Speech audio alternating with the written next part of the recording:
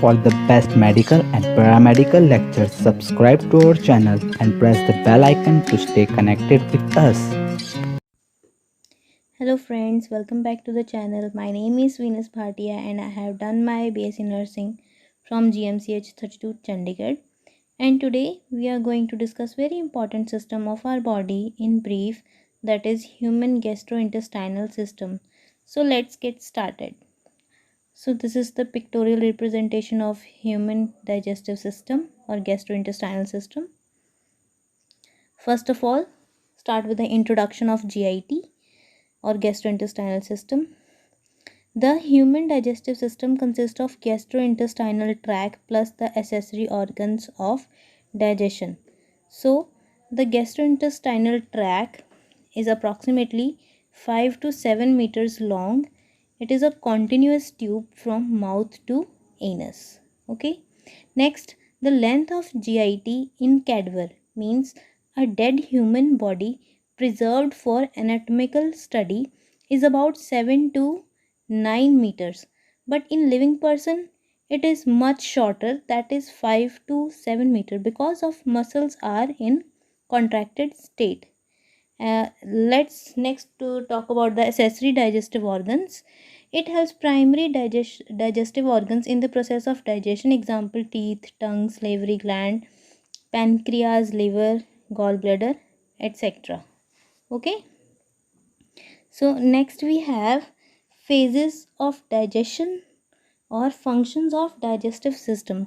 So the first part is ingestion or eating, taking food and liquid into the mouth. Okay. So the next phase is secretion. In secretion, the cell of GIT or accessory organs secrete about 7 liters of water, acid, buffer and enzyme per day. Okay. Next is mixing and propulsion. So GIT mix food and secretion and then propel to the anus. Next is digestion.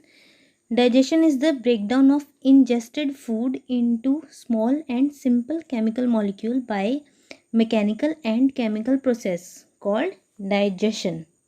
So what is mechanical? Mechanical digestion. Digestion include cutting and churning of food with the help of teeth. Okay. Next is chemical digestion. Breakdown. It is a breaking up of large molecules into the smaller molecule by the digestive enzymes. The fifth point is absorption. Absorption is taking up small digested molecules, that is glucose, amino acids, fatty acids, etc. into blood through epithelial cells of GIT, which we call absorption. Last is defecation. In defecation, wastage and undigested substances, bacteria and cells slotted from the lining of GIT leaves the body through the anus is called defecation. Okay. So next we have length of GI tract. As I discussed earlier, the length of whole GI tract is about 5 to 7 meters long in living person. Okay. In human small intestine is about 6 meters or 20 feet long, and large intestine is about 1.5 meter or 5 feet long. Next we have the layers of GIT. The first layer is serosa or adventitia. So first talk about the adventitia. So adventitia is outer coat of the various tubular structures which is made up by the connective tissue and the elastic fibers. Okay, and it covers pharynx, esophagus in the thoracic cavity. So next is serosa. Serosa is a serous membrane. Okay, example peritoneum. Peritoneum is a serous membrane. It is a superficial layer of GIT in the abdominal and pelvic cavity, which we called peritoneum. Okay, so peritoneum, it is the largest serous membrane of the body, which has two layers, that is parietal layer and visceral layer. The parietal layer is the outermost layer and the visceral layer is the innermost layer. between parietal and the visceral layer there is a space. In that space peritoneal fluid is present. Okay, if there is a accumulation of several liters of fluid in the peritoneal cavity, which is called ascites. Okay, and the accumulation of air is called as pneumoperitoneum. Okay, so some of the organs like kidney, suprarenal glands, pancreas, spleen are situated behind the peritoneum, so it's called as retroperitoneal organ. This is all about the first layer, that is serosa or adventitia. The next layer is muscle layer. Muscle of mouth, pharynx, upper part of the esophagus, external sphincter contains skeletal muscle which is voluntary in nature. Okay, and rest of tract contain the smooth muscles which are involuntary in nature. Next is the muscle layer helps in a mixing and propulsion of food by the peristalsis. Okay, so next we have third layer, submucosa. The submucosal layer, it is the layer of connective tissue which we also called areolar connective tissue below the mucosa. It binds mucosa to muscularis except mouth and pharynx. In addition to this, extensive networks of neurons are also located in submucosa which called submucosal plexus. Okay, so the last one is mucosa. Mucosa is consisting of stratified squamous epithelium, which is stratified squamous epithelium is present in our mouth, pharynx, upper part of the esophagus and the anal canal. And next is columnar epithelium. Okay, and this is present in the lower portion of the esophagus, stomach and the intestine. So the lower portion of the esophagus, stomach and intestine is covered with a columnar epithelium, because columnar having a villi kind of structure and which helps in the absorption of nutrient and increase the surface area. Okay, and within every 5 to 7 days epithelial cells of GIT is replaced by new cells. Okay, this is important. Next we have digestion. Digestion in this two types, mechanical digestion and chemical digestion. I have already discussed both of them, so just brush up this. Mechanical digestion include chew, tear, grind, mash and mix. Okay, in chemical digestion, enzymatic reactions to improve digestion of carbohydrates, proteins and lipids. So next we have regulation of GI tract activities. In this three types activities is to be managed of GI tract.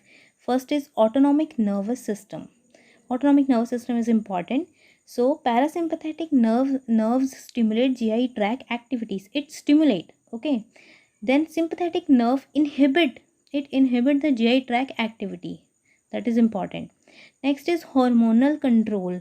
In hormonal control, hormones from endocrine gland and from GI tract itself help regulate GI tract activities. Okay, next is reflex mechanism. Region of GI tract, especially the stomach and the small intestine, use reflex to stimulate or inhibit one another. Next we have digestive system organization. In this we will discuss the parts of which are included in the digestive system. So the first is mouth as shown in this arrow.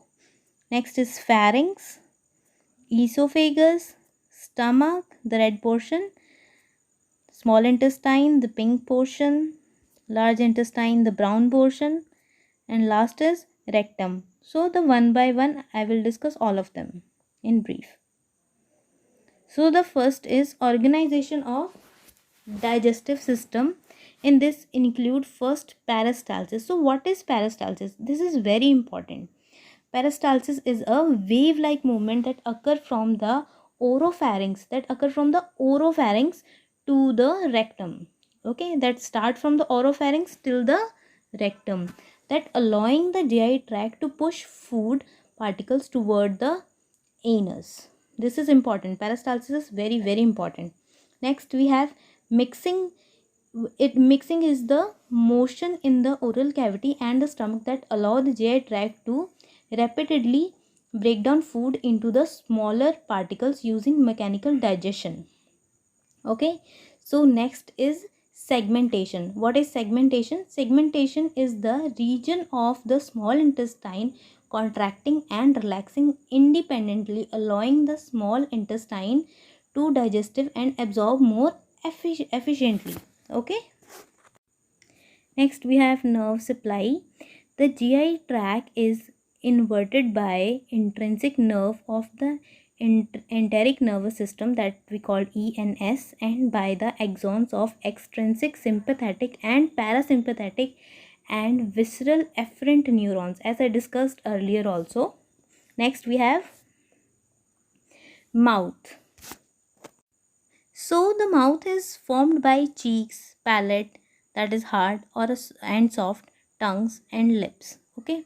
Space between the gums or cheek is called vestibule and reminder of the oral cavity called mouth proper.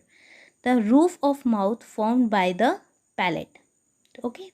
So teeth technically break down food into the small pieces. Tongue mix food with the saliva, contain amylase which helps in a breakdown of starch. Amylase which is present in our saliva which helps in a breakdown of starch. This point is important. Next is epiglottis. Epiglottis, what is epiglottis? It is a flap-like structure at the back of throat that close over the trachea to prevent food from entering it, and it is located in the pharynx. So next we have esophagus, as it is shown in this diagram. The green portion, that is esophagus. So esophagus is approximately 25 centimeter, 20 to 25 centimeter long, and it is a collapsible muscle tube that is lies posterior to the trachea. It lies posterior back of the trachea. Okay. So laryngopharynx continue to the esophagus at second thoracic vertebra. Next is the function of esophagus. It secrete mucus, or it moves food from throat to the stomach, which muscle movement called peristalsis, as I discussed earlier. If the acid from the stomach get in here, that cause heartburn, or drinking alcohol and smoking cause cardiac sphincter to relax, which is present between the stomach and the esophagus, which result into heartburn. Next we have stomach. So the stomach is a J-shaped distendable enlarged part of the GIT, as shown in the picture, the red portion. It is a J-shaped muscular organ. It makes food with the digestive juices that contain enzymes to break down proteins and lipids. Acid, that is HCl, in the stomach kills bacteria. Next we have found food in the stomach is called chyme. The food which is found in the stomach we called chyme, and the food which is present in our mouth, that is called bolus. Okay, this is important. So the stomach serve as a mixing chamber, okay, and make chyme and food reservoir also, and its maximum capacity is 1.5 liter at one time. Okay, so stomach has a basically four main regions, that the first is cardiac, then fundus, body and pylorus. Body portion of the stomach is the largest portion. Okay, then it is also having a sphincter in the lower portion of the stomach that we call pyloric sphincter, and if there is a narrowing in the sphincter, we called it as a pyloric stenosis, and it is also having a one more sphincter between esophagus and the stomach, that is cardiac sphincter. Okay, next we have small intestine. Small intestine is also very important. So the small intestine is having a villi kind of structure as shown in this picture. So you can see the pink portion shown in the diagram, that is small intestine. So it is approximately roughly 7 meters long, 6 to 7 meters long. The lining of intestinal wall has a finger-like projection, we can call it as a villi, which is increase the surface area. So the villi is covered with the microvilli, which further increase the area for the absorption. So the small intestine also having a 3 parts. The first is duodenum, second is jejunum, and third is ileum. The first part, duodenum, that is 25 centimeter long, and it mainly absorb iron, water soluble vitamins except vitamin B12. Okay, all these things are absorbed in the duodenum. Next, jejunum is the second part of the small intestine, and it is approximately 1 to 2 meters long, and it absorbs calcium and protein and amino acids. Okay, next we have ileum. Ileum basically it is the third part of the small intestine, and it absorbs fatty acids, vitamin A, D, E, K, basically the fat soluble vitamins. All these are absorbed in the ileum, and vitamin B12 also absorbed in the ileum. And one more important thing, it contains Pear patches. Okay, so when the patient is having a typhoid or intestinal fever, the Pear patches is getting enlarged and becoming ulcerated. Okay, so the length of ileum is about 2 to 3 meters long. Pear patches is very important. Okay, next we have the functions of small intestine. So all the nutrients from the food passes into the bloodstream through the small intestinal wall, as I discussed earlier, and absorbs 80% of ingested water, vitamins, minerals, carbohydrates, proteins, and fats. Next we have large intestine. You can see this is a brown portion, that is large intestine. So large intestine is about 1.5 meter long. Okay, and except what small intestine doesn't absorb, that absorbed in large intestine. Okay, so about large intestine I would like to include, it is having a basically 4 principal regions. The first is cecum region, as shown in this picture, this one. The first portion is the cecum region. I'll show you. This portion is the cecum region. Then we have ascending colon, this one. Then we have transverse colon, and then we have descending colon. Then this is our sigmoid colon, and this one is we have rectum, and this is anal canal. Okay, so if the waste material is come in this portion, then the waste material consistency is, it is like liquid. Okay, so after that the waste material is go to this, the transverse colon. The waste material is, or the feces is like semi solid consistency. Okay, and after when it passes from there, it is like hard. Okay, and then it expel out to the anus. I hope I clear to all. Next we have the functions. The function is mainly bacterial ingestion, fermented carbohydrate, and absorb more water, and it concentrate the waste. It absorb more water, and it concentrate the waste, and it also called solidify the waste. Next we have accessory organs and the glands. So accessory organ is not a path of food, but play a critical role. It in this include accessory organs include liver, gallbladder, and pancreas, and other also the organs. That is first is teeth. Teeth is very important. So adapted for the mechanical digestion, that is mastication in the oral cavity. So 20 deciduous or primary teeth or milk teeth before the age of 6 By the age 7, 32 permanent or secondary teeth are developed and divided into 4 types. So basically we have 4 types of teeth through our entire life. The first one is the incisors. That these are the incisors. These two, these are the incisors. These are mainly help in the cutting. Then we have, this is canine, this the sharp one, this is for tearing. Okay. Then we have premolars. We have two premolars, that is for the crushing. Next we have molars, this is for the grinding. Okay. Next we have the dental formula for adult and for children. We have two different formulas.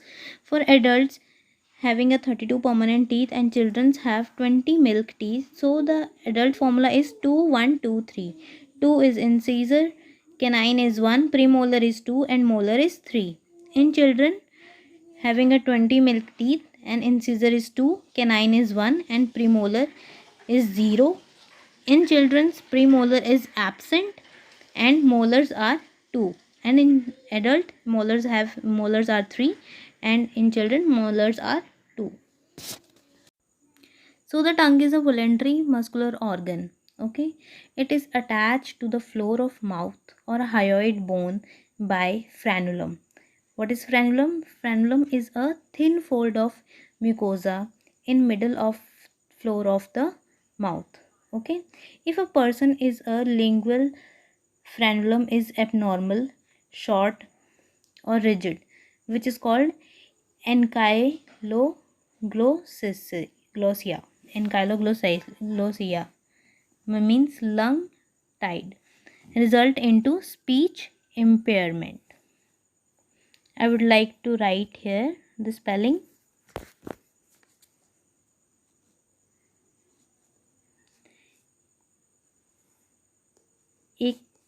Ankyloglossia. Okay, ankyloglossia. Next we have, if there is an inflammation in the tongue, that is called glossitis. Okay. So we have the regions where we feel where we taste the things, that is the front portion or the tip of the tongue, we can taste sweet and salty food, and the peripherals we can feel the, in the side portion of the tongue we can taste sour things, and at the back of the or the last part of the tongue we can taste the bitter. Next we have liver. Liver is very important. So liver is the largest gland in the body. Its weight is approximately 1.4 kg in average adult. After skin, it is the largest organ in the body. Okay.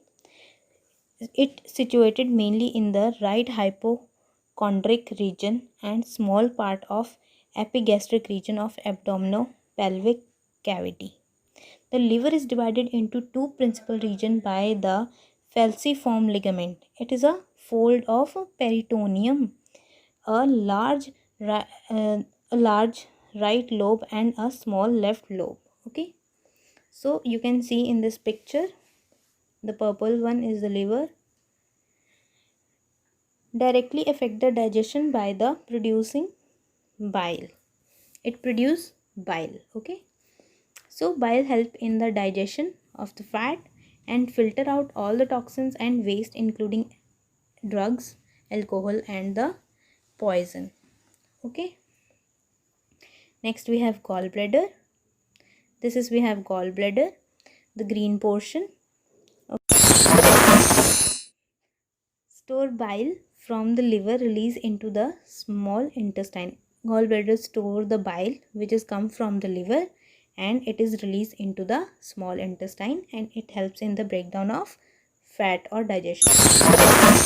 Next is fatty acid can cause gallstones, and gallstone is also known as cholelithiasis. Next we have, last is pancreas. You can see this is the yellow portion, that is pancreas. also produce digestive enzyme to digest fat, carbohydrates and proteins. And it also regulates the blood sugar by producing insulin. So this is the end of the topic for the today. I hope you all enjoy and gain some kind of knowledge. If you have any doubts related to this topic, please leave in your questions here in the comment box, and please like and subscribe this video. Thank you all. Do like, leave a comment, and share with your friends.